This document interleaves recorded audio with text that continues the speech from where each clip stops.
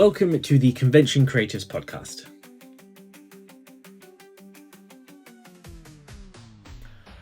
Oh wait, yeah, PB's away today. Oh no, what to do? Ooh, how about...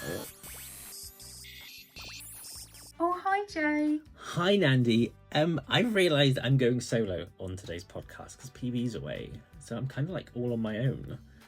Oh no. I was thinking, how would you fancy being our first ever interview? I think it could be good fun.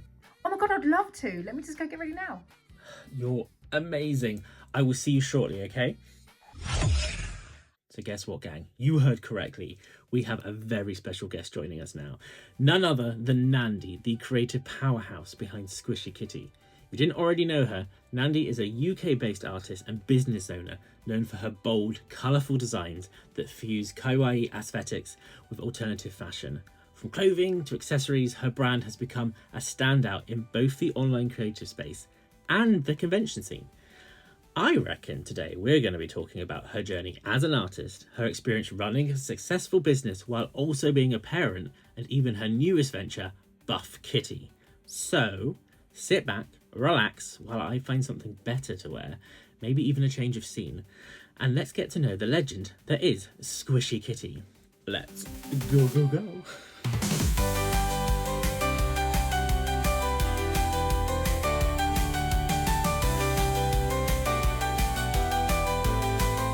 I'll start by saying thank you so much, Squishi Kitti, aka Nandi, for joining us today. It's me on my own. There's no PB, no Jill today. I'm very.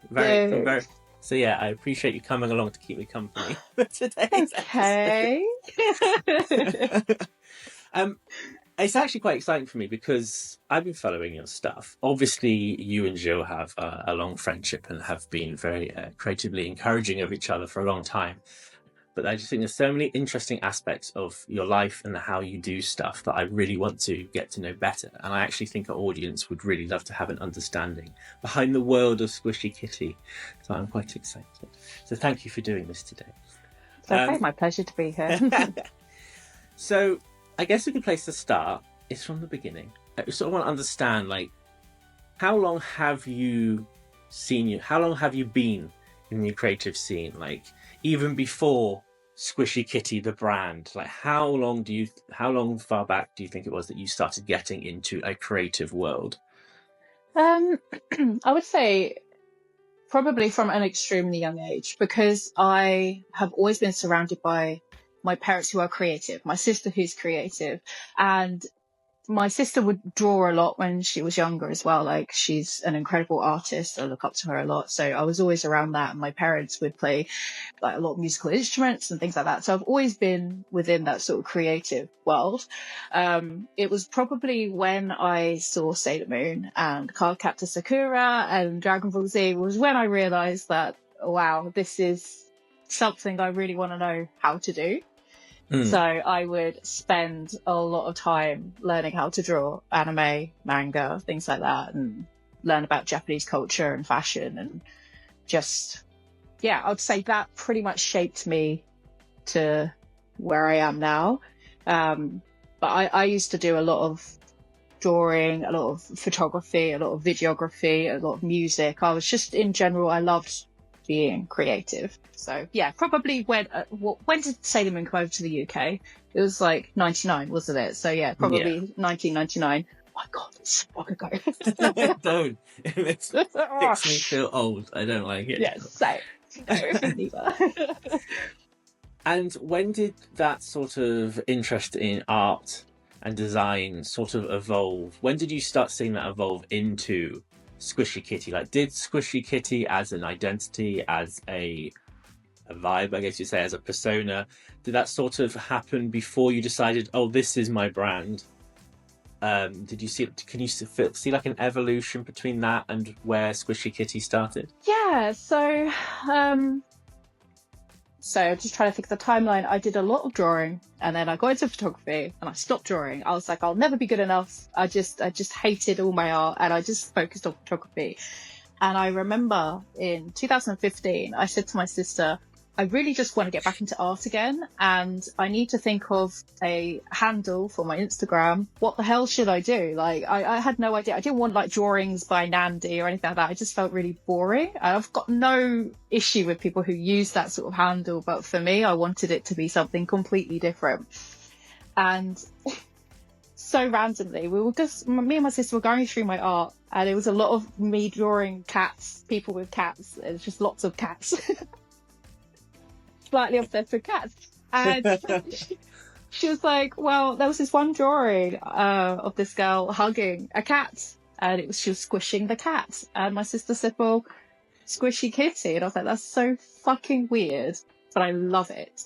And to make it even weirder, because I'm very dyslexic, I spell things wrong all the time. My name is unusual because it's got the I on the end, so a lot of people get that wrong, and I just thought it would be really funny if Squishy had an I on the end and then Kitty had an I on the end. Yeah.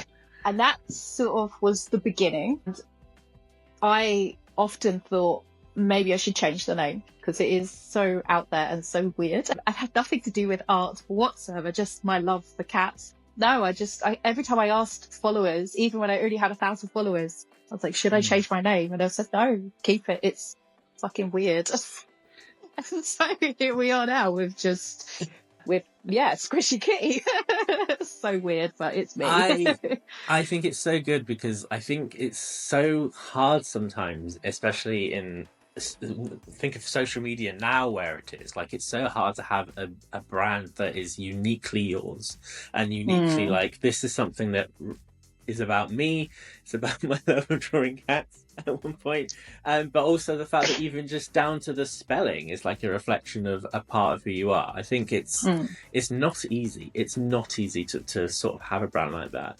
If there's anyone who is watching who maybe is unfamiliar, or maybe this is the first time they're hearing about Squishy Kitti, how would you describe your brand and aesthetic? What's a good way of letting them know, like, this is what Squishy Kitti is about? Squishy Kitti right now, as we stand, is basically a mix of, I'm a clothing brand, I'm an artist, and I had to explain it. So obviously that's the shop side of things, but also on the social side of things, I've created a community around neurodivergence, finding yourself, dressing for yourself, finding that confidence, which I have spent more or less my whole entire life without. And the whole of 2024 was very much me finding myself and doing things that made me feel really uncomfortable. Even sitting here and doing this podcast is like crazy to me that I'm even doing this. Squishy Kitti is basically a place where people can feel like they can be themselves, find themselves, and be confident within themselves, and have really cool fucking clothes that represent who they are as people, basically. I love that. I think it's great that, again, it's a brand that is a recognizable style, but also, like you said, it is a community as well. And I think brands that are able to do that, I think really are important to people, because people do seek community. So I think it's really nice that it's something that sort of can cater to that as well. In your journey with the Squishy Kitti brand, when would you say, or when do you personally feel that Squishy Kitti sort of blew up to what it is today? Is there any sort of turning point you think for yourself? There has been, weirdly, I would say 3 different turning points. Oh, nice. It's been a journey. So in 2018, I had my daughter, and that was when I decided this is what I'm going to do full time. I'm going to make it work. And then lockdown happened, and I was like, oh shit, I've literally got no choice. This is literally what we're going to do. And the only way that I can get people to see my stuff is through social media. So TikTok, I had one viral video for what's called the booby artwork, which is these dressed as ghosts, and it's pun artwork, and everyone just adored it. And I had a couple of videos go viral, which therefore made my shop go bonkers, and I have never seen my follower count go up so quickly. It was incredible to watch. So that was like the first point when I was like, okay, this is where I'm going with this. And actually, that kind of started me on the journey to doing clothing, because everyone said, well, boobies need to be on a t-shirt, right? And then I was like, oh, okay. And then we started doing merch. And then the next bout happened on Instagram, where I had a whole bunch of these boobie videos go viral on Instagram, which again helped me get a whole new load of followers on there. Unfortunately, was the wrong demographic. It was very male based, and put me in a very, I don't know, strange place where I wasn't really selling merch because I had unfortunately appealed to the wrong market. So that was another step. And then Facebook happened, and I had a packing video go absolutely bonkers on there, and people were egging each other on to buy from my shop, just to piss off the people that didn't get the concept of these packing videos, which I'm sure we'll talk about in a bit. And that, I would say, is truly the turning point for Squishi Kitti, where I decided to go, let's go full ham, clothing brand. Yeah, that was it for me. Definitely the Facebook one, definitely. It's always interesting how there can just be that one or two things that sort of just like change everything, or sort of like the landscape of everything. And sometimes it's something you fully don't. It's not intentional. You're just making, you're just creating because that's what you love to do. And then one moment you're like, oh, okay, all right, this is the thing. I guess I can relate in a sense. I randomly took an interest in. There was this weird phase on TikTok where everyone who was at home and wanted to do an independent business seemed to think the best approach was to make a pick and mix shop and sell candy online, and they would pack them on their TikTok lives and stuff like that. And I found it fascinating purely because most of these people were selling candies and sweets out of their like spare bedroom, and I don't know what the health and safety is on that. So I started ordering them. And I did my first review on one of these companies that I thought was just fascinating. And within like a week, it had 1 million views. Wow, that's incredible. And then I was like, oh, I guess this is a path I'm taking right now. And it was kind of wild. Like, followers would go crazy, all these views. I did give it up because my house was full of just like there's boxes of like cola bottles and the strawberry laces. It was Willy Wonka's chocolate factory, basically. I love that. It was, but there's a point where you're like, oh, I am going to be diabetic if I continue doing this. So I was like, oh, I'm retiring as a candy reviewer and going back to my other passions. But it's just interesting how this a random idea you can have can just spiral into such wonderful things when you're doing social media. Because there's so many aspects. It's not. I think people listening, you may not understand that there's so many different hats you have to wear to do social media. It's not just case. Oh, I make a funny video, or I do a video where I pack something, or I do a video where I talk about my day, and that's it. There's like the planning. You've got to decide what content you're going to make. You're going to have to decide what's it look like, what's the framing like. There's the direction, videography side of it. There's the starring in it, being the host. There's the editing. There's when do you post it. So many things you have to do. Are there any particular parts of the creative process of social media, or I should even say the business side of doing social media, that are ones that you particularly enjoy more than others? Are there any like this is a part of the process that I always look forward to? I think it's what I call my content creation days, where I actually get to just be creative and film and photograph, and because my history is very much with videography and photography and modeling and things like that, working with professional models, so that I really enjoy because I get to set up the lighting, I get to think of the concept, I get to think of the outfit and things like that, and am I selling something through Squishi? If so, what should I wear that's going to sell that product? And then the filming side of it as well. I really enjoy doing silly TikToks. I haven't done them in a very long time, but I really do enjoy doing just absolute off the wall ridiculous TikToks. I think the actual performing side of it I really enjoy. It's just all the editing afterwards. Right. Very annoying. Right. It's a lot. It's a lot.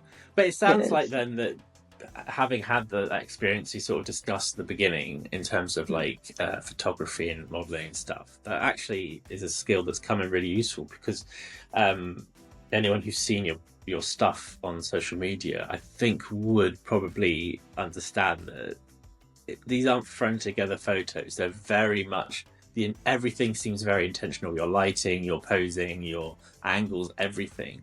So I guess it's one of those nice things where actually, this skill set I have is just perfect for this sort of thing.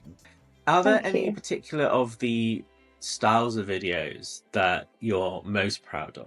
I have personal favorite ones, but I will let you, because you do a variety of different content. And because, I like I do. said, you do videos, you do photos, but not all your videos are the same. You do many different styles of videos, and I would include your Yes. stories in that as well, because that's another Yes. asset of content. Yes. What's my favorite? So I'm in this place right now where I'm sort of finding new things that I want to do. I feel like I've been a bit stagnant with what I've been doing. Like not going on to what I'm doing now, the newer stuff, but the older stuff. It was definitely the glitchy packing videos. Before Facebook was really crunching down on copyright on music, even it's hard to explain, but even when you use copyrighted music through the app, they still like to punish you for it. Yeah. So before they were really hammering down on that, I would really love choosing a really funky piece of music to edit a glitchy packing video with, where things would go missing in the frame, or like, I don't know, stuff would just, it would just look crazy. And it was a really creative way for me to just be silly, and usually depict what it's like having ADHD through a packing video. Yeah. It's just super weird and silly and fun. That and my sassy packing videos, but I think I've done so many of those now that it's just a job. It's I have to have someone request something really out there for me to be inspired to do the sassy packing videos now, because they all feel very much the same now. That's really valid, because you can get into, again, similar to that pick and mix fiasco I got myself into. Like, you enjoy doing it, and but there is that reality. I think a lot of creators watching will relate to this, that you're like, I love this, but I feel like I've explored everything I can with this Yes. concept, and I'm running out of ideas of what's the new take on it. And then it does sort of motivate you to think about, okay, so what's the next I can do with this? And like, I've enjoyed some of your packing videos where you're effectively playing two characters, like two sides, and I enjoy that, because I like that creativity of it's never easy to do a video talking to yourself, especially when you're like I give you full credit, because you go to the effort of, in some of them, where you'll even have your hand of the other person Yes. in the frame. And the dedication, because I've done stuff like that before, and it's not easy, especially when you're filming by yourself, and this weird like you got like your hand in this jumper like that. So I remember watching this and being like, the hustle is so good. I love this so much. When you were talking about your packing videos, for example, and this is something I'm personally very interested in terms of the Squishi Kitti brand, because it does feel like you have a different approach. It isn't the same. And I think that's why your brand stands out to me a lot, and because where the social media trend can sort of be more the like, I'm the friendly best friend next door trope. And like, you could invite me round, and your mum would be delighted by me. Some of your content is, and again, the packing videos intrigue me more, because they are more like, fine, I'll do this for you. Like, I guess, why haven't you bought this product yet? I keep telling you need to buy the crop tops. No one's buying the crop tops. Buy the fucking crop top. God damn it, Dan. And I guess my two key questions on that is specific to packing videos, because like, one, what was your approach? What was the inspiration to sort of take what I would consider personally a slightly different angle of a packing video that I've seen online? And what was the evolution and the development of that? And the second question is, because I'm genuinely curious about this, have you ever received any backlash from?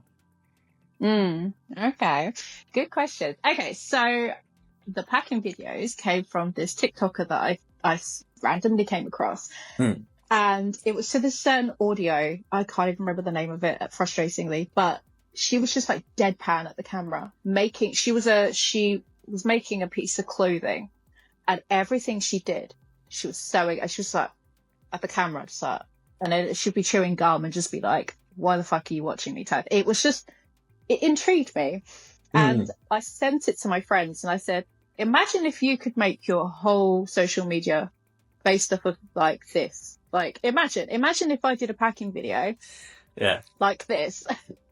And they were like, "Go on then, dare you?" And I was like, "All right, challenge accepted." So I did that, and I didn't even tell this customer that I was going to do this for their particular order, and they just fucking loved it. And then people would comment on it and say, "Okay, I bet you couldn't get sassier." I'm like, "All right, bet, let's do it."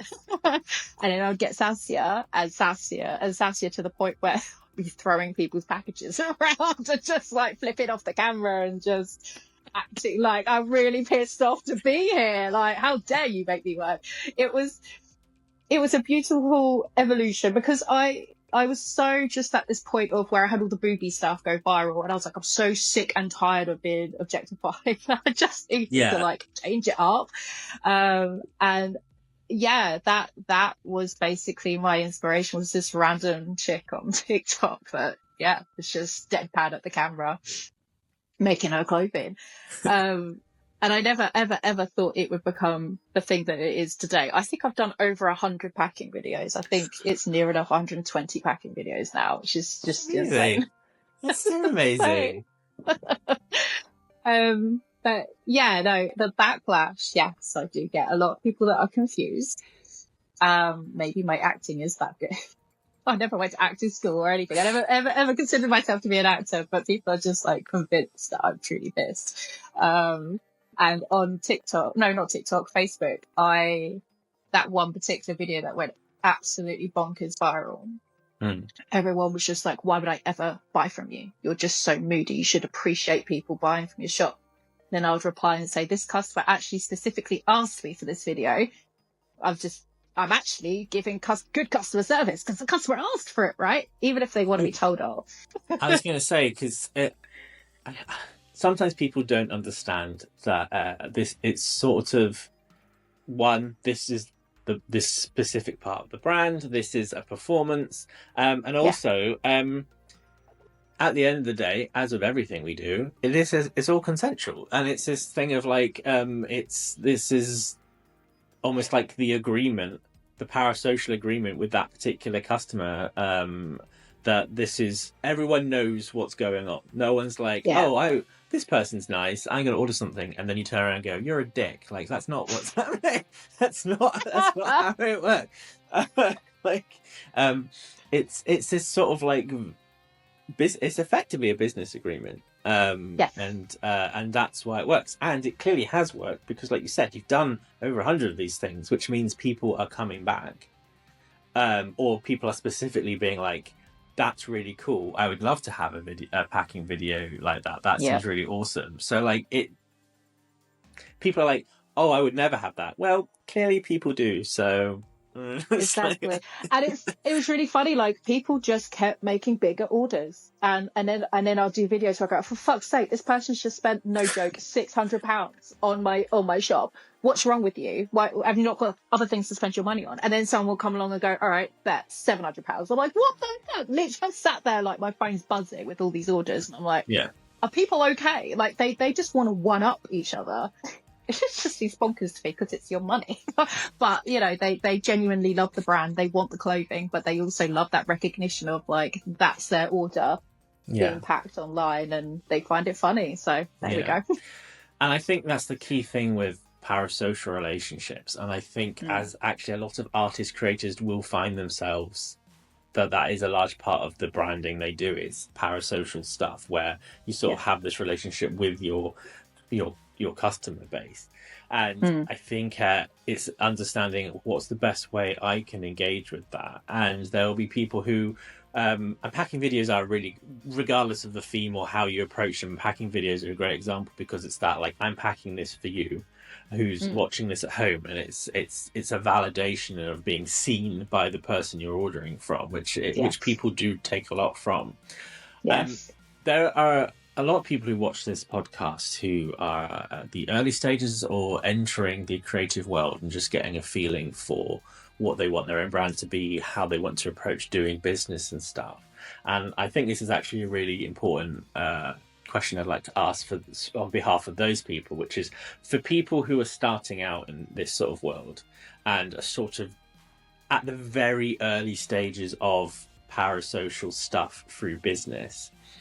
For yourself, is there any advice that you could give, or any observations you could give from your experience having done this, of the best way to approach parasocial relationships when it comes in terms specifically with maybe men or just boundaries in general? Because do you ever feel you've had to learn how to be vigilant in terms of what those boundaries are and how to protect themselves? Yeah. So it has taken me quite a long time to learn, because having autism and ADHD as well, I'm a people pleaser. And I think that has helped a lot with regards to responding to comments and things like that. And that's it. So when you start to realize that you have to get to know the people that are following you, your customers and things like that, have conversations with them, reply to comments, and then people will slowly start to see you as a friend. And some people can't see that there's a difference between, we are, what's the word I'm looking for? We're not like best friends, you know, we are acquaintances. And I think that it's really important to remember that you don't owe anyone anything. People will come to you for advice. Some people will trauma dump on you. I have had some of the most hideous things in my inbox where I've just gone, okay, I can't read that right now. I'll come back to that later. And in some cases I've said, I'm so sorry. I don't know what to say to this, but I don't know where to go with this conversation. So perhaps leave it there. People will develop this relationship with you in their heads, and you've just got to kind of remember that you need to put that barrier up and say, yes, like, when enough is enough. I have had to tell a couple of people, please back off a little bit, where they maybe have like completely spam messaged me. I actually have my best friend who helps me with the social media side of things, especially on Facebook, to help me sort of filter through those sort of things as well, and help me navigate that, because it makes me feel sad that I have to tell someone to please chill, please step back, because I just want everyone to be happy and enjoy being in this community. Yeah. But again, I have to remind people that I am one person amongst, I think collectively about 160,000 people across different platforms. Like, that's a lot to expect for one person. It's like standing on a stage in a concert and everyone's watching you. It's all on you. And it's, you just have to remind yourself of that it is okay to say no. Especially with like men, as you said, where my demographic on Instagram, for instance, is quite a high on the male side of things. And I've really tried to I'm rebuilding my brand as we speak to try and accommodate for less of the male gaze and more for just gays, not gays.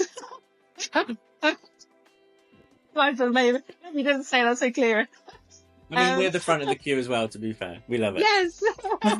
And you're all welcome. But yeah, I just, I have to say to a lot of guys in my DMs, like, behave or you're being blocked. And 9 times out of 10, they end up behaving. Sometimes I have to block them. People will say disgusting things to you, especially if you're femme presenting. And unfortunately, we shouldn't have to grow thick skin, but you learn to do so. Especially with the amount of things that I have had said to me in the past 4 or 5 years. You just kind of got to go switch it off in your brain, because life's too short to let these random people who have got nothing else better to do with their lives to like affect you that way. Yeah. Yeah. I hope that is helpful for anyone listening. I don't know. I think it is, because I think it's this, and also I think when people start out brands, and like I obviously come from, there's a male privilege I have in this industry of those are things I don't necessarily have to deal with, but I still have sort of the trauma dumping one is one I relate to a lot, because especially through the more long term like Sonic influencer, whatever you want to call it, stuff I've done, you will have these people who are just reach out to you, and they are going through stuff. And they watch your content, they enjoy your content, and because you have this sort of parasocial thing, they feel like you're the only person they can really open up to about it. And I'm grateful that they feel there's a safe space for them, but at the same time, there has to be this understanding of like discuss boundaries and respect. And actually, like, you might think that you're coming to me with your one issue, but today I've had 12 people do the same thing, and it is not realistic that I can. Also, we're people making fun stuff online and creating cool stuff, but it doesn't mean that we're necessarily the right people to talk about these issues. We're not counsellors. No, but it doesn't mean we don't love you and we don't want the best for you. But it just means maybe sometimes we have the right response is to say that I can't respond to this because this won't actually be the help you think it's going to be. One thing I have noted is, and we mentioned Facebook as well, is you have your like Facebook groups and your community on there. And I think this is a nice side of this thing. And people who do create communities and groups, whether it be through Facebook or other places, is actually it becomes less you and them, but it actually can go sideways, and it's a group of people who can rely on each other, and I really love that. I really love that, because actually it should be a case of actually if you all have this mutual interest, in this case it's the work of Squishi Kitti and everything you put out, but if you all have this mutual interest and you have something that like connects you all, it's nice that actually through communities people can build friendships. It's like, that way rather than just upwards, and actually they can be like, actually I'm having a crap day, and they can support each other, and that's really nice. How important is that side of like the online community that you've built? Because I see online that you are continuously engage with them and tell them what's going on and what's up and stuff, and I see them all commenting, and like it's really nice to see. Is that something that's quite important to you, like that more group side of community building? 100%. In so many different ways it's really important, because firstly, in a big scary world, it reminds you that you're not alone, and that you've got this community of people behind you who love you and want to see you succeed. That's just amazing. And that doesn't come from just existing online. That comes from making an effort to remind people that there is a community out there, and that, yes, this is a big world where we're on the other side of the planet to each other, but we're here for each other. And by building that like community of people, it also reflects really well on me as a business, because people want to support me, not just because I have cool product. They want to see me succeed.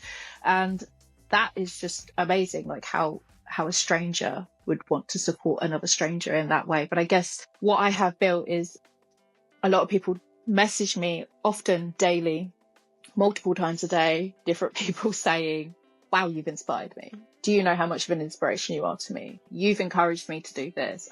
Because when I started out like my fitness journey last year, I was so worried about posting that online because that could be a trigger to a lot of people.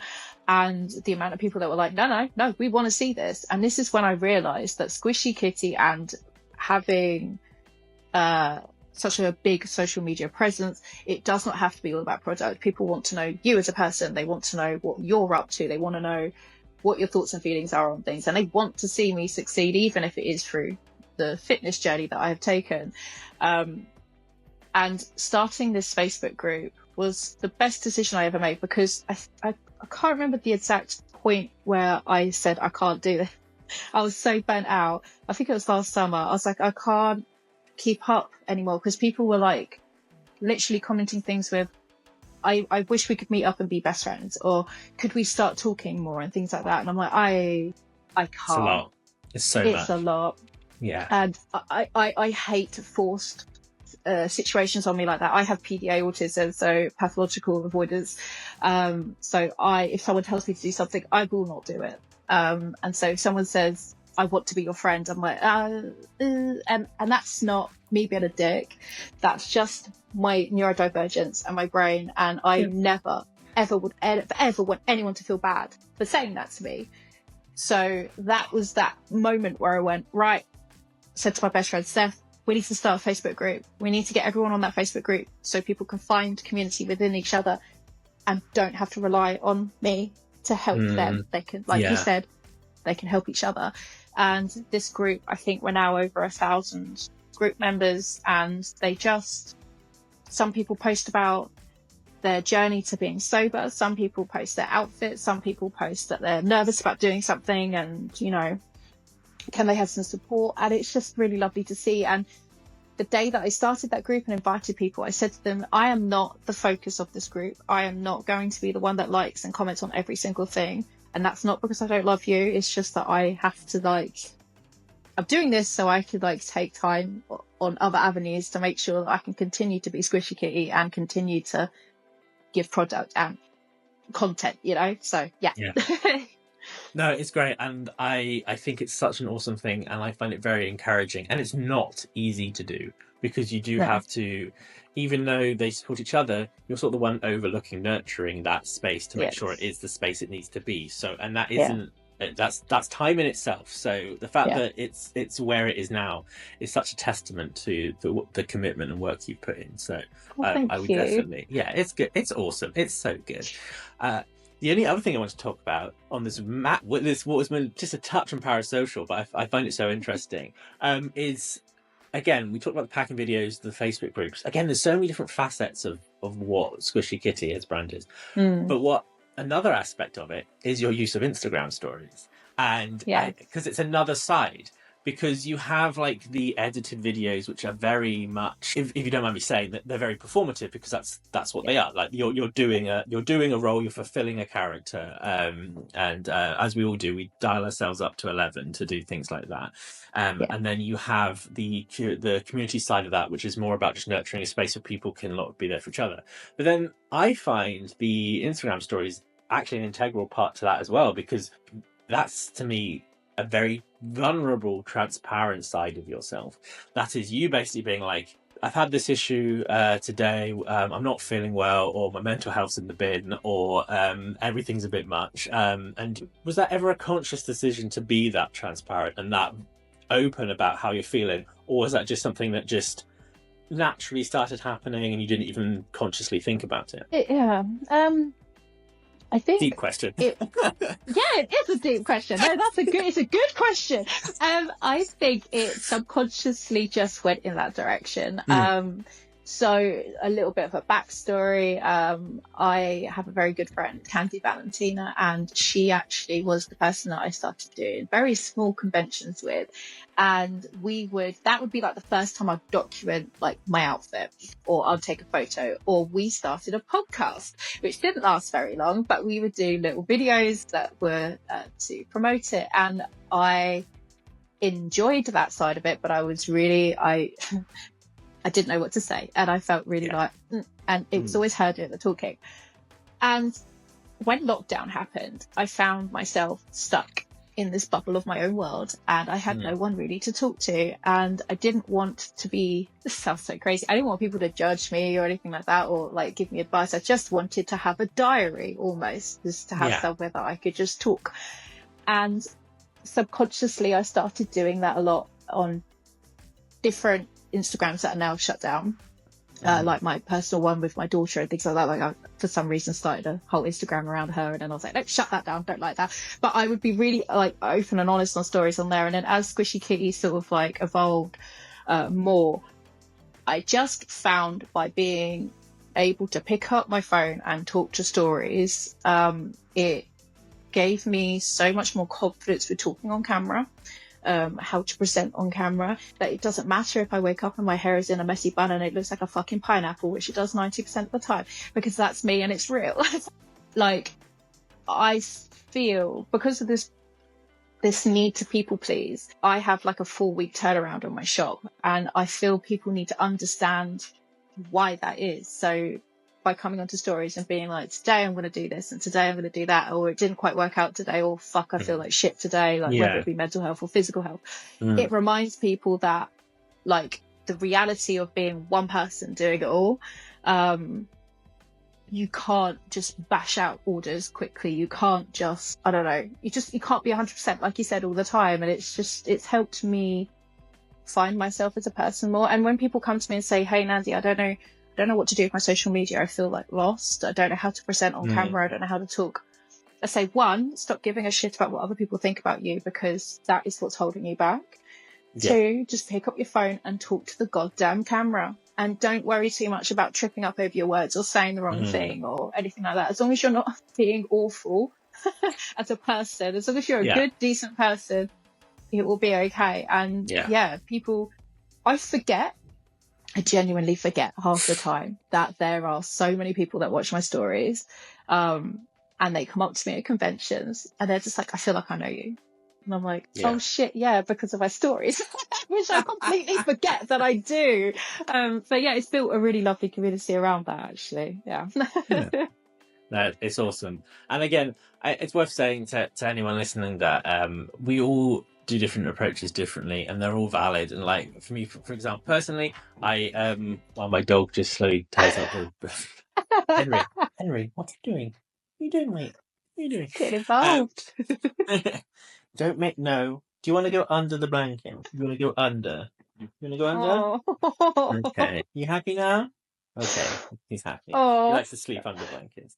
That's adorable. So for me personally, I don't share anything personal or how I'm feeling about stuff, and I guess it's because I think everyone approaches things differently. So it's so interesting to understand the thought process between why people do different things and how it affects their business. I think it's really intriguing. However, that is such an in-depth, deep chat about parasocial and what Squishi Kitti is. I think we should take a moment to have a quick break, and then we'll come back and talk about conventions. Yay! Fun.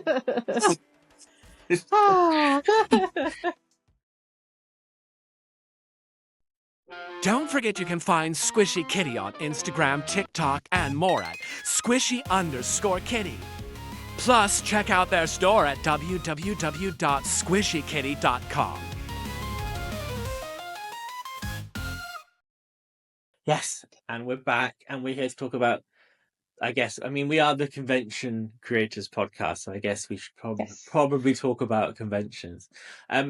We discussed so much about how you got into your creative side and your artwork and how that developed into a brand and what you do in terms of selling online. But when did you start actually attending conventions as a trader in person? Okay, so I think my first sort of convention was around 2015, 2016, when I decided, I should come up with a brand for my art. I was working full time, and where I was working, they had a tiny little convention. It was £20 for a table. Me and my friend Candy Valentina would literally share a table, and I loved it. I just thought it was great. It was called Demon Con. And even to this day, I have people come up to me at the big conventions and say, I've been following you since, I've seen you evolve since Demon Con. And that is just insane. Because that feels like a whole lifetime ago. I was a completely different person back then. So yeah, I started doing that. And I remember I went to Hyper Japan at the Tobacco Dock when they did their Christmas market. And I was walking around with my husband, and I was like, the whole time just in awe that because I had been to MCM before when I was much, much, much younger. I think I was 13, 14. I went once and I loved it, but I never really saw it as a job for me. But walking around Hyper Japan at the Tobacco Dock, I was like, this is insane. I want to do this. I want to be here. I want to be involved in this. So this is where Gilles comes in. Over sort of lockdown and things like that, obviously I got to know Gilles on TikTok and we became TikTok besties. And when I applied for the first Hyper Japan since lockdown, he helped me in so many ways to make sure that I actually got there. He guided me through Chelsea in London, where I was going to have a huge meltdown because I was completely lost. I couldn't find this goddamn venue. It was that one near Battersea. Anyone who's been there will know it's a horrible venue and really hard to find. That was my first ever big convention, and it is honestly down to Gilles as to why I was able to even do that. And it's really funny how that all came about, because him and Paul forgot to book their van in for drop off their stuff, but me being misorganized, I'd already booked my slot. So I actually messaged him and I said, hey, if you need to, you can use my slot. I'll just dump my stuff in your van, and we'll share that booking slot, right? And in the end, he sorted it all out. But that was the beginning of my friendship with Gilles and my convention journey, which I am so grateful it turned out the way it did, because who else better to have than Gilles himself actually guide you through it and look after you? I mean, right? The best mentor to have. Honestly, like, he's such a wonderful person, and I do consider him as like one of my closest, like in my tiny little group of close friends, he's one of those people. Because of him, I am now doing the amount of conventions I'm doing now. So yeah, Hyper Japan, where a lot of people were shocked at how good my table looked for my first ever proper big convention. And yeah, I just remember just absolutely beaming. And it was quite interesting because a lot of people recognised the booby artwork, but I hadn't really promoted the fact that I was going to be there, that I was that person. It wasn't really part of my table. And then when people came up to my table, I can't remember if I had done any packing videos at that point. I don't think I had started really doing those then. So people didn't recognise me for that, but they recognised me for the booby artwork. And it was that realisation of, oh, okay, people know who I am. This is weird. Yeah. How do you find running Squishi Kitti at a convention compares to running your brand from home? I prefer being at conventions because my history is with retail. I used to be very good at my job at retail. I used to always get the big sales in. I used to work with a photographic company where I'd print people's artwork and stuff. And yeah, I was just really good at it.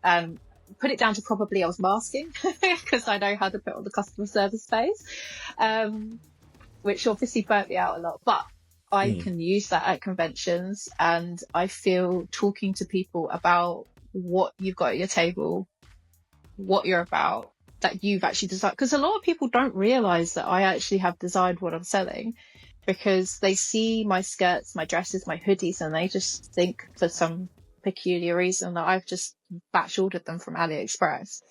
So I love talking to people and building that sort of parasocial relationship with them, where they're like, oh, okay, I like you and I love this. Okay, now I really want it because now I know the story behind it. Really important to me. So yeah, I do much prefer being in person, but I just can't do that many, unfortunately. So the ones that I do, I really try and make it the best ones that I do. Yeah.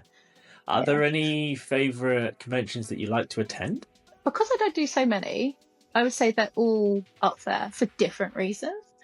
Okay, So MCM is obviously the big one that I absolutely adore because it's where the most people are. It's where the most people that actually travel across the country to come see me, which is still mind-blowing. And it's where it's the most profitable for me as a business. So MCM is always the top one to be in. MegaCon Manchester I adore because I love Manchester. I love the people in Manchester. They're always so friendly and lovely, and I get to meet a different group of my followers that maybe are too scared to come down to London. And then Hyper Japan for me is my favourite for the fashion side of things because Hyper Japan was my first ever proper convention and was always the goal convention for me, because I was always scared to wear these sort of outfits day to day. I felt at Hyper Japan I could be myself, truly. I could wear the absolute crazy insane outfits that are all Japanese street fashion inspired, and no one would batter an eyelash because it was normal in that tiny little situation. So yeah, they're all different. They're all my favourites for different reasons because I only do 3 a year. So yeah. Obviously, like you said, you attend a select few currently. Yeah. would you like to do more events if capacity allowed for you? And are there any that like are on your like list of like I'd love to do that one day? Um, I I'd like to eventually maybe do a European convention or maybe go up to Scotland. Okay, yeah. Yeah, that would be fun. Once upon a time, America, but absolutely not. No. No. One day, though, I would love to be able to go to America because a lot of my customers are American. And I know that would go down really, really well. But unfortunately, that's going to be on the back burner for quite a while now. But this year, my aim is to do more Pride events because I absolutely love Pride events. They're so much fun. I can see your stuff going down well at a Pride event as well. Yeah. Easily. Do you find there's any particular challenges that you face as a trader, specifically at conventions, that you've had to overcome? Or maybe still overcoming? Yeah, because I make all my own product, it's knowing how much product, what size, what product to bring. So each convention's different. Manchester, I'll sell out of all my hoodies, but barely any skirts. But at Hyper Japan, I'll sell all my skirts and my dresses, barely any t-shirts. And then at MCM, I just sell everything because it's MCM. It's knowing what stock to take and depending on what convention. Because obviously at MCM, I'm in the creative pavilion usually at MCM. You have a 6-foot table and that's it. And there's really no storage space for anything. You have to be really creative with how you display things. So it's knowing how much to bring and where to display it and things like that. I would say that's probably the biggest thing for me with conventions. Yeah, it's an interesting one because, like you said, things vary between events. It's not one size fits all. And I guess for any people who are doing trading or starting trading, it's understanding who's the audience of these events and what's their appetite for stuff. Yeah. So that's really interesting as well. We mentioned early on, we brought up in the podcast about being neurodivergent and how that affects what you do and stuff. Would you be able to sort of, because I think there will be people who relate to this as well. One, how has that affected you as a small business owner in general? But also because we're talking about conventions, how do you manage conventions? Because that is such a sensory and social overwhelm. So have you learned anything in particular, or is it just a way you approach things? Is there anything that you find helpful? Because it is a lot. Yeah, it is. So when I first started doing conventions, I would find myself having multiple meltdowns and like proper ones, not just silly little, I'm overwhelmed, proper like sensory overload. And I would say the key to all of those was having someone with me who understood and was able to help me. Even at the ones where I've been alone, just knowing that Gilles was just down the corridor or whatever, like if I really needed help, I would text him. Having my headphones with me was really, really helpful, especially at events like Hyper Japan, where you are basically up on a balcony and below is a stage. And there's often lots of drums and just intense noise. If it's not noise, it's smell, because it's also a food convention where there's lots of food there. So sometimes, especially when you're really tired and you haven't really managed to catch a break, I find myself like just sinking down behind my table and just like, I'm just going to take a minute to breathe. Because at these conventions, I don't book hotels or anything like that. I either travel from home or I stay with family, because again, the concept of staying in a place that I'm not familiar with will just trigger more lack of sleep, travel, what tube do I need to get and things like this. Like I'd just much rather be somewhere where I'm comfortable, so that's one less thing to worry about. But I know that's not possible for everyone when doing these. But I think getting to know other convention traders, especially to create your own little family, which I finally have done, to know that those people can come to you and you can go to them. Like I have some people that notoriously do not bring food with them, and I'm like, well, they're standing there with a freaking energy drink and sometimes a flask of rum. I'm like, my dude, have you eaten anything today? No. I'm like, here's Babybel, no joke. Here's Pepperami. Eat some effing food. And in Manchester, I actually ended up like going around to my friends and giving them a carton of orange juice, some crisps, Dairy Dunkers, absolute neurodivergent snacks. But it meant that they felt safe and comfortable and fed. And then they would then in turn come check on me and check that I was okay, checked if I needed anything, and have looked after me as well. So I would say definitely build those relationships with people because they become invaluable.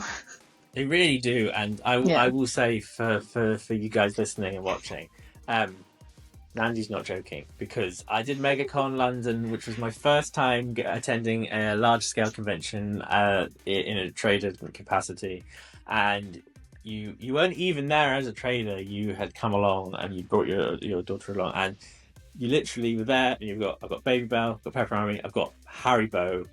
Take it. You have you have nothing in your system. You're lagging.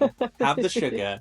Take it. You need the protein. Take it. And I was like, you are a godsend right now. I adore you right now. And it was so yeah, you're not like, and I think that it's actually, that's one thing I'm learning as someone who's new to this whole thing, is actually, we talk about the parasocial relationship and that sort of community, but actually the community with your peers is so important, because one, it helps in just an emotional sense of like, setup day was just a bit more bearable because there are other people also going through the same stress and being like, but it was just nice to be like, how are you doing? Do you need anything? Like that just gave you the moral boost to be like, okay, we're all in this together.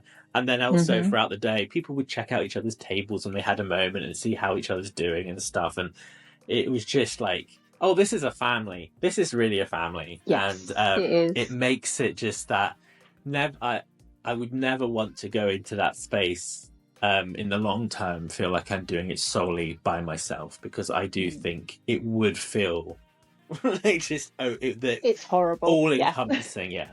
And but everyone's in it for the same thing. They love making stuff, they love creating, and they're there. It's their job at the end of the day, so everyone's in it together, really. So are there any other strategies that you think are really important to avoid burnout at these sort of things? Anything? Oh god, I feel that.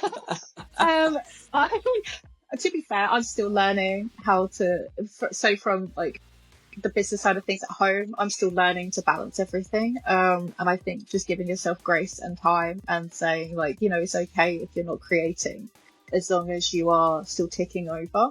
I haven't drawn a conceptual piece in 2, maybe 3 years, like a proper conceptual piece that I used to be known for. I haven't done anything like that, and that's all because of art block, because I've been burnt out.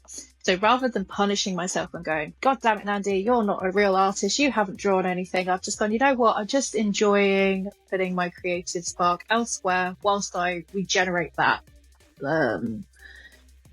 ability to be able to draw again, which I've recently thankfully been able to do, which is nice. It's really important just to give yourself grace and just to remind yourself, especially if this is your full-time job, to do something for you. And I know a lot of us say, but my passion is art, my passion is drawing, and this is my passion. But you've got to have something else. With conventions, there comes a point where it will just be what it is, and you just got to stop stressing. Like the last convention I did was MCM October, and some people will already know this story. My little girl had a sick bug on the Wednesday. The Thursday I was leaving to go set up, my husband had the sick bug, and I was like, oh shit, this is me done for the weekend, right? But luckily I had Steph, who has manned my table before several times, has set up my table several times. And what I had to do was tell myself, get there, unload, give her ticket, worst comes to worst, she can run the show. And every single day you just had to take that day, that hour as it came. And on the Friday I actually ended up having to come home early, and I had to abandon my table to Steph to man on her own with the awful Wi-Fi issues that we had there at the time. She had to literally do that on her own. Love her to pieces because she ran it like a boss. But every single day I went to bed anxious as fuck I was going to be sick, woke up anxious as fuck I was going to be sick, and I managed to do the convention, and then 2 days later I eventually got the bug. I think my body was running off adrenaline. So it does come to a point where you just have to go, what will be. I have a backup plan if it goes to shit, and it will be okay. You run out of product, fine, you've sold out of that product, that's amazing. At least you now know for future you can bring more products. Facts. So it sounds like it sounds like there's huge value in being able to recognize your burnout and being like, and see it and not ignore it, be like, no, this is fine, in the sense that, like, if I recognize it, then I can make plans of what am I going to do about that. Like you said, like, do I need to step away? Do I need to do something different creatively that might, that will reignite that?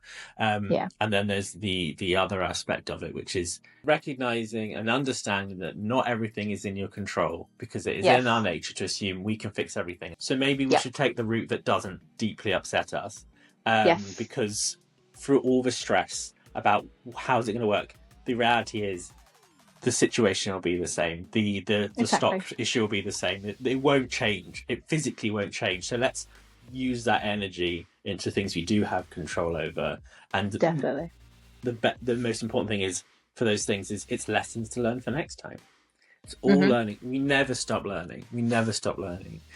Yeah. You mentioned, like, when you deal with burnout specifically, that looking at either things that are outside of your business world that are for you, but also sometimes looking at things that are a creative outlet that might be a different creative outlet for you as well.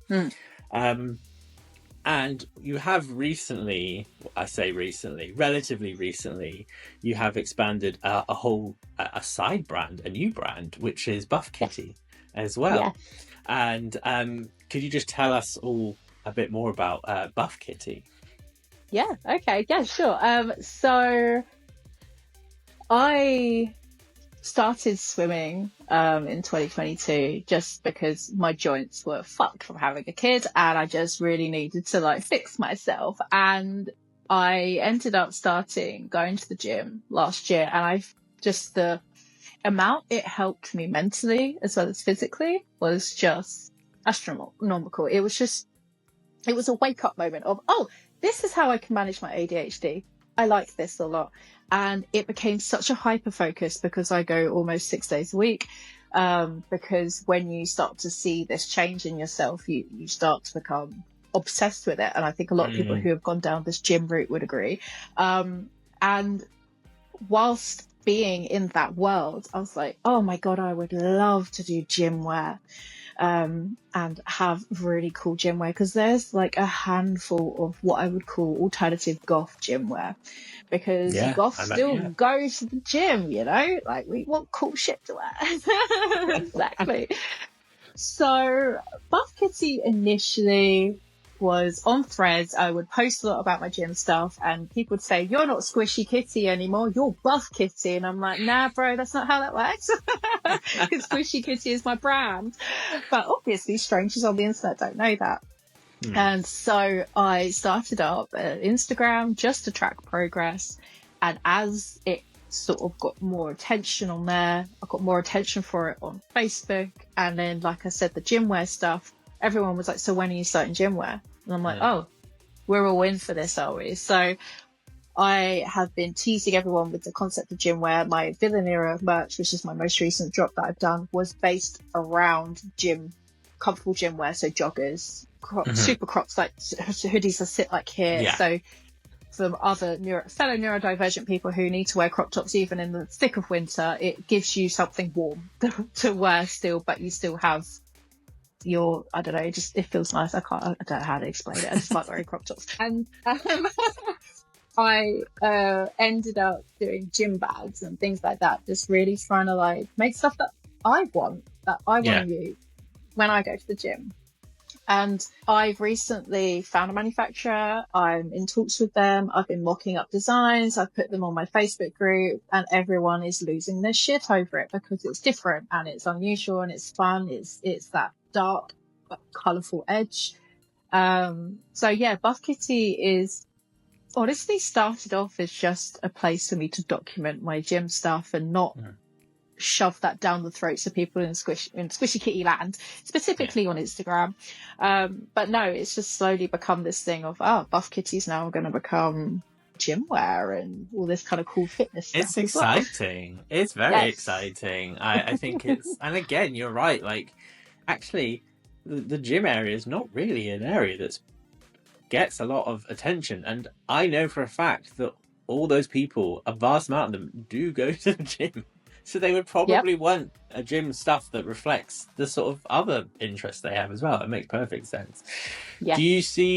Where do you see Buff Kitty going forward? Like, do you ever think Buff Kitty could be going to conventions? Because that could open a whole new world of types of events for gym wear. It could, yeah. I mean, I haven't even considered that I could possibly be going to a convention for gym wear. But yeah, I would love to be able to take that to conventions, whether it even be like when I eventually get accepted into retail at MCM, where I've got more space, to be able to have half Squishy Kitty, half Buff Kitty, so people can, you know, purchase gym wear whilst at MCM or any other fitness conventions, which I have not even looked into, but I'm sure they exist. I know they do in the US, but I don't know if they do here. I think there's so many exciting opportunities with this. I'm really excited to see where it takes you, because I think it's just a new avenue. And again, I think that's one thing from learning about Squishy Kitty as a brand, that seems to be one continuous theme, which is like, let's try this from this angle and see what doors that opens. And I found out, I think this is just another avenue for that. So that's really cool. Thank you. You are doing, again, Buff Kitty, Squishy Kitty, and the many assets of what makes up Squishy Kitty, for example. But you do all of that while being a parent, which is insane to me. I struggle doing what I do with a dog. Like, I couldn't imagine looking after a full human being.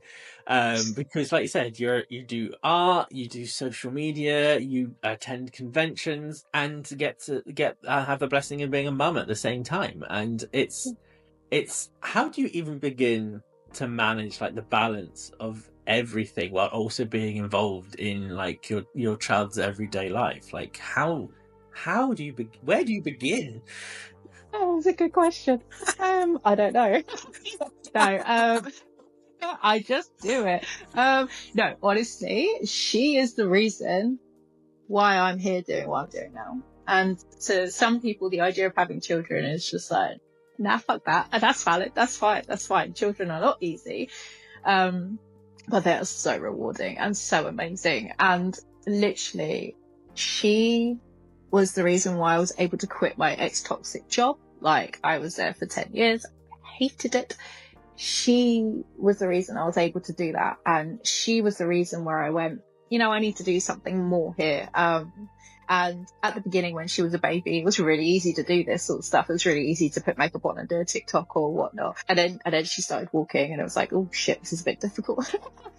But when I started to have more time because she was at school and things like that, it's about managing my time. So I was able to get what I needed to do done in the limited time that I had.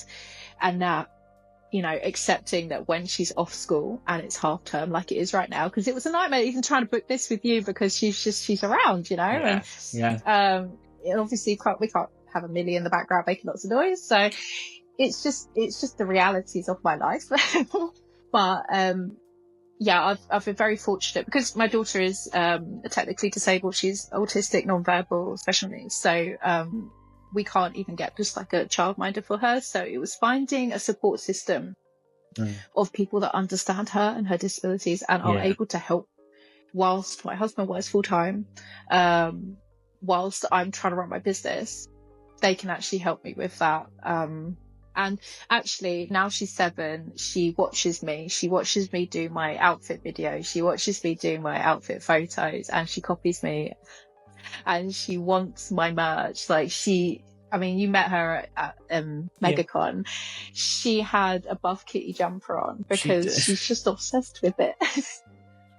Which I love. I love that I've got a mini me. I think she's great. It's not easy, but it's so rewarding. Wouldn't change it for the world, honestly. She was an absolute delight because obviously she spent some time at our stall as well at MegaCon, and again, And she's obsessed with you too. Obsessed. I know you sent for those who are listening. Nandy sent me Angela a video of her about PB&J, and the way my heart melted. I was like, I can't. It's so cute. Oh my goodness. It was so endearing and so sweet. Talking about her, if you don't mind me asking, is there anything you would say? Because I think I'm noticing connections through this conversation we've had today, throughout this whole conversation. Everything seems to tie together.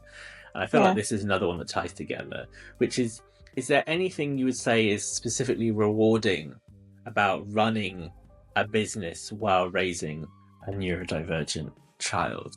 It's showing her that you absolutely do not have to work for someone else. You don't have to do something you don't enjoy. I mean, even down to like, yes, her dad works for someone else, but he edits YouTube videos for a living. Like, his full-time job is literally that. So we are showing her that you don't have to work on a job that you don't want to work in. That's boring. That makes you just hate everything. We've all been there.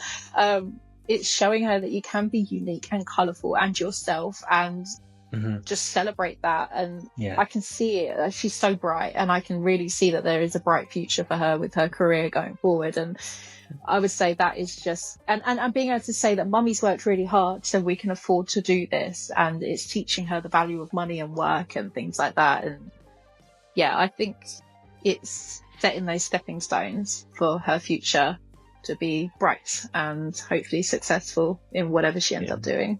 Yeah, she's going to be doing amazing things. I think so. Yeah, I think so. Yeah. I mean, I guess the thing I really want to express, and I feel like many people will share this sentiment, is that what you've built is truly impressive. And I really think it's really worth you taking a moment to. I'm sure you do take the moment to pat yourself on the back as well. But like, the fact that you've grown such a strong brand in what is, if we're honest, a relatively not quite a short period of time. It's only been a few years, really. The fact that you've achieved as much as you have, you've built this community of people who support each other, so there is a real sense of family. And I see that when the way you talk about your child, the way you talk about her, and reflects in the work that you put out and the community that you've nurtured. There's a sense of nurture around you about everything that you've created. Even in the packing videos, like, it's about you building these relationships and these understandings and things where people want something and you have answered that.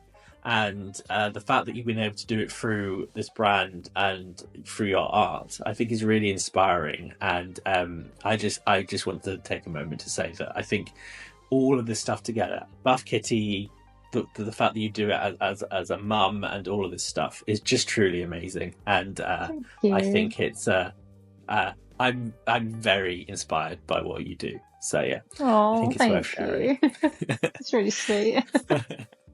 I think we've talked about the many facets of what you get up to. So we will take another quick break, our minds just to calm down a moment. And then we're going to go back and dive right into our mailbag. Can't wait. He said.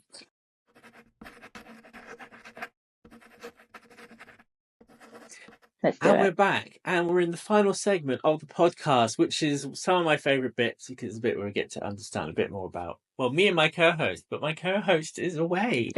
But luckily I've got you, what more could the world ask of? It's amazing. We're going to go straight into our mailbag. Now, for those of you who have been listening, know that our mailbag is now given to us by our wonderful pigeon friend, Coop, but he is not here today. Luckily, doesn't matter. I don't need that stinking pigeon because I have something even better. I believe that you yourself, Nandy, actually is your turn to ask a question, and ask a question of the host rather than me asking all the questions. So, what deep burning questions do you think are in your mailbag to ask little old Jay? Little J. um, how are you finding people coming up to you? I know you've only done MegaCon, and I know that the more conventions you do, the more people are going to come up to you, talk to you, recognize you. How do you feel about that, about being recognized for having this podcast and people just spotting you out of a crowd and knowing who you are? How do you feel about that, and how that could potentially grow to people recognizing you in public? So that's a very good question. I love that question. It's interesting because, like you said, we did MegaCon London and the podcast had been out for a fortnight. So 2 weeks with 3 episodes. I think that's right. I could be wrong. But it was like around that number. And on setup day, people were coming up being like, "Oh, I listened to the podcast. Oh, you must be Jay. I've seen you in the video." And that was interesting because the MegaCon London experience, purely because people were coming up being like, "I love the podcast, really good." At the hotel we were staying at on the first day of actual con, we were in the lift going down for breakfast, and there was someone in the lift, and they said, "Oh, you do that podcast? We started listening to it. It's good." In the lift, like, Mad, isn't it, when people it's do crazy. that? And we were like, "We've been doing this for 2 weeks. It's insane." Incredible. So there was an aspect of that was just really interesting, of being like, "Oh, people are really into this already." So I think that caught me off guard. The other thing is, I found it really, really nice about how people have recognized me in the sense of what they've said. And the running theme has been, so many people have come up to me and said, "Oh, I was in a slump, and Christmas, January, New Year, can't be bothered. And actually, I was listening to your podcast, and it has inspired me to get going again. And it's now Oh, it's the awesome. go-to." It's so good, and I love it. And It's all of lovely. you who've said that to me, I'm so grateful. And the idea that, like, you might be listening to this right now while you're making something, or making a Yeah. product, or putting something together, is that it's something you use as a tool to sort of like get you through your day, is the best feeling in the world, and I'm so grateful for it. I'm very lucky in the sense that because of my past life as a sonic influencer, I was recognized in those spaces. But the interesting thing was, that was a very specific space. Like, you would have to go to a very specific niche Sonic the Hedgehog focus thing, and occasionally people would be like, "Oh, the guy from YouTube, I know him." Whereas MegaCon, to be recognized just walking around such a mass space, it was just kind of crazy. But it's nice, and I think I'm finding it really, really rewarding and exciting. And I think, for me personally, if there's a million people listening, or one person listening, if the fact they feel comfortable enough to come up and express that they appreciate what you do, means the world. So I'm glad that we give it. It's nice that an atmosphere is given that they feel they are able to come up to you. I think that's a reflection on just how lovely me and Jill can be sometimes. Yes, sometimes, never. Sometimes. So yeah, the best question. I love that question. Right, hyperfixation time. One of my favorite times, because every week we go through and we look at, what are we most hyperfixated about right now? What are we super obsessed with right now? And I'm going to start, because I do actually have a hyperfixation that I didn't realize I had until I just talked about it off camera, off record, like a few minutes ago, which is this guy, my little piggy friend. He is adorable. And He's so cute. he is so cute. He is an absolute sweetheart. I was not really aware of this until just thinking about it right now, that I've been a very creatively intense week. And I've sort of subconsciously just had this chap with me the whole time, just keeping an eye on me, making sure I'm okay. He has occasionally been used as a stress ball. So I do apologize to him. But he is very cute. And I was out on an adventure this week, and we found these little chaps. So he is now my little companion to help me get through. So now when I'm feeling burnout, I'm just gonna be like, calm me down, calm me down. And if it doesn't work, I will just squish him to death. But he's super cute. Not to dare. Not Poor to dare. piggy. Not to dare. He's going to just stay there like a good little piggy. What about you? What things have really caught your interest and are your fixation for this week?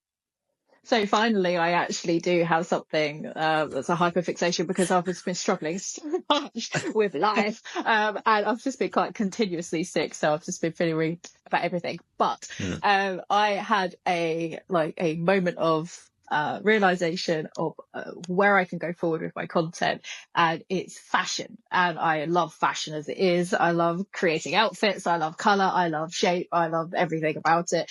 And I literally, I think 2 days ago, decided that I am going to start a YouTube channel where I'm going to be talking about fashion, talking about color, talking about building a wardrobe, all that sort of fun stuff.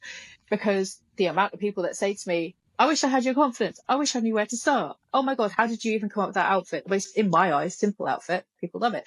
So my absolute hyperfixation at the moment is this week, every day so far, I've pretty much made a get ready with me video, really quick, snappy TikToks. But people seem to be really liking them. As I've been getting back, getting familiar with my old photography equipment and my old videography equipment, getting out my big DSLR, like playing with that for the first time in literally about 6 years, and figuring out how I'm going to produce my videos and what I'm going to talk about and things like that. So yeah, my absolute hyperfixation at the moment is this fashion rabbit hole that I'm going down. I say a hyperfixation that leads to creative output is probably one of the best types. Agreed. So I feel like out of the two of us, your hyperfixation might have more productivity than this little guy. No offense to him, he is lovely, but I don't think he's going to be doing any particularly amazing work. He might do. You never know. You never know. Why limit ourselves? We do talk about hyperfixations, which for some reason, when we originally set up this podcast, we thought, I know what's a good idea. We're going to talk about something that really makes us happy, and then we're going to follow it with a segment where we have to choose something we love and get rid of it forever. So, not sure why we took that approach, but it's the format now, so we're doing it now. It's time for Choose It or Lose It. And interestingly, Nandi, this isn't your first time being part of Choose It or Lose It, because you little hacking genius, managed to crack into the transmission towers of PB&J Studios and barrage Gilles in the most amazing way possible. Do go back to that episode if you haven't seen it, guys, and give him a challenge that still haunts him to this day, because there are many times where he will look towards a Pepperami and be like, can't have it. You can't have it. It goes Babybel. And it is the only time where we've done something like this where the brand themselves voted. Because we did a poll on Instagram, and Babybel not only liked the post, they then went into the poll and voted for themselves. Good. Which fair play. And I had to say, Pepperami, they need to step up their game because they didn't vote. They do. So I guess Babybel was the true ultimate winner. But now, Andy, it's your turn. Okay. So you're on the edge of a cliff. Picture the scene. On your left is Pepperami. On your right is Babybel. Which snack? Which is your lifetime snack? Babybel. Interesting. Why Babybel? Is it because they voted? No, Babybel has been my safe food since I was a child. So I was always known as the person to have Babybels. Before they stopped selling the giant Babybels in the UK, I would have those often. At Christmas, for those of you who have been watching my stories would know that my mother-in-law got me 4 or 3 or 4 of these giant Babybels for one of my Maxi Bell or whatever they are. And I even did a little video of me unraveling it and making a big old bite out of it. I have to say, Babybel all the way, 100% without hesitation. So, I appreciate... No, this is interesting. I appreciate that answer because it is a genuine answer, and obviously Babybel all the way. I would say, if you were playing smart with this and you had teamed up with Gilles on this, I would choose Pepperami, because you would have the Pepperami and he would have the Babybels, and then you could have had both. No, damn it! Oh man. still choose Babybel. As I say, it's at the end of the day, it's interesting because I like a Babybel. But I'm also, when it comes to snacks, I'm very much like, I think if someone looked in my fridge, they would think I did have a child and I was doing their packed lunches, because it's Babybels, it's Pepperamis, it's Fridge Raiders, it's Dairy Dunkers, the jumbo tube ones specifically. Winner, yes. Because the breadstick ones I don't vibe with, the jumbo sticks I do. I've had a Lunchable in there occasionally. I know that meat is not meat, but I will eat them. And my ultimate favourite, cheese string, twisted. Oh, I bought cheese strings before I came on this podcast because I loved them. Yes. Yeah. Oh, vindicated. No, I would eat cheese strings all day, and I don't know why I like the twisted ones more, because I'm pretty sure it's just right. I feel like the cheese is all the same. It's just different food coloring, but it is different. It's somehow different. It is totally different. It's so different. It is so different. Always twisted. I would eat those over anything. I have seen people who don't peel them and chomp on them, and that it's upsetting, right? It's really upsetting. So is to peel the cheese. Come on, people. It's the most satisfying thing in the world, but it really is. Yeah. So luckily, I've never been in a situation where I've had to choose cheese strings over everything. But also, I've realised, because it's my segment, I've never had to be on this subject and choosing on anything. So that's a benefit I get. Maybe one day the tables will turn. We shall see. And also, if anyone knows I'm going to a convention and just wants to give me cheese strings, you know that's going to be a thing now. If you're at the same convention as me, I'm going to have cheese strings. I usually do have cheese strings, to be fair. And I tend to have Doritos or nachos and dip, salsa dip. So we sit there. Honestly, when you look in my food cupboard, my child eats the most mature stuff. Like, she will eat a tomato and a cucumber, and she loves pepperoni, right? But me, all the other childish food in there, that's all me. That's all me. We would vibe on a snack date, I think. It would be the best time ever. We need to book that. Yes, we do. We absolutely do. While we do that, unfortunately, our time has cut. It's the end of the episode. We've made it to the end. Man. I know. We've chosen. You've joined the Jill allegiance of Babybel, which is fine, I guess. I guess I will rep the pepperami and cheese string crab. But it has been such a joy to talk to you today. Thank you so much for doing this and answering all the questions and going all over the roller coaster that this conversation has been on. It's been such a joy, and you have been an absolute delight. So thank you so much.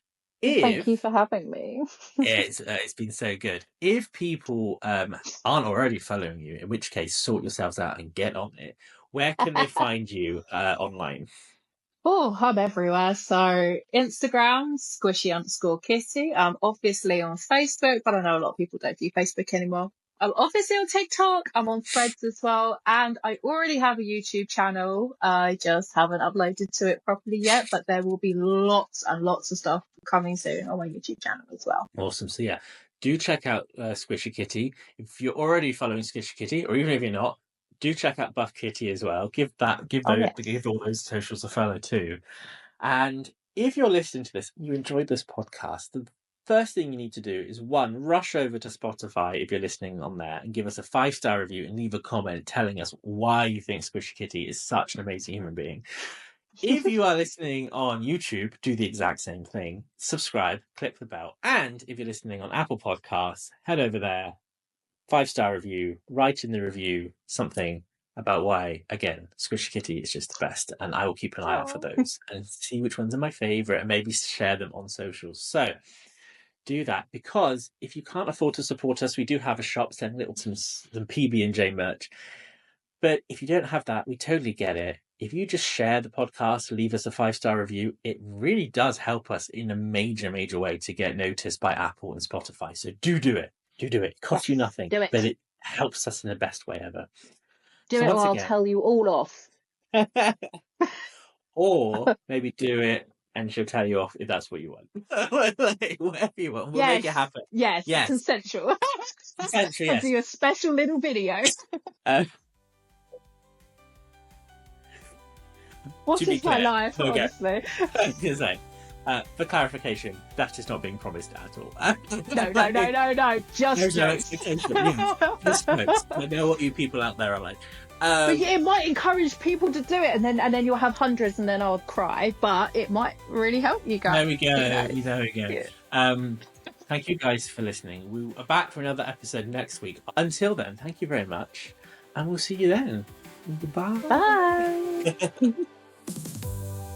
You did amazing. Well done. You did so Thank good. you. Oh, thank you, babes. You Thank did you. so But you're kind of well versed in this.